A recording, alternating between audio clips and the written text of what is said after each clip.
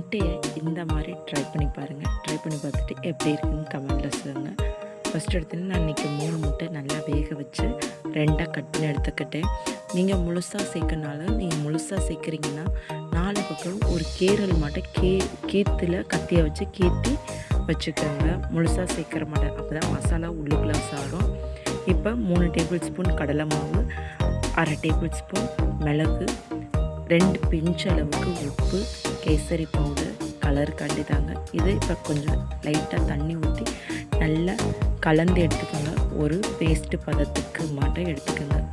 நான் மீதி முட்டை போட்டுட்டு மீதி மசாலா இருக்கிறதுனால ஒரு பெரிய வெங்காயத்தை நல்லா பொடியாக நறுக்கி, ஒரு பச்சை வெங்காயம், ஒரு பச்சை மிளகா, கருவேப்பிலை இதெல்லாம் போட்டு லாஸ்ட்டில் ஒரு பக்கோடா மாட்டை அதையும் நான் ட்ரை பண்ணி வச்சுக்குவேன். பாருங்கள், இந்த மாதிரி நல்லா முட்டையை போட்டு நல்லா வச்சு போகிற அளவுக்கு நீங்கள் பதத்துக்கு இட்லி மாவு பதத்துக்கு நல்லா பிசைஞ்சு எடுத்துக்கோங்க.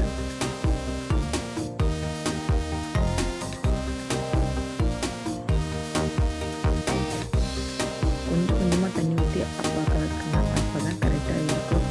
ரொம்ப கலந்தீங்கன்னா அது வேறு மாட்டம் போயிடும். தனித்தனியாக அப்படியே எண்ணெயில் அப்படியே பட்டுரும். இப்போ மாவெல்லாம் ரெடி ஆகிடுச்சு. இப்போ வெங்காயம்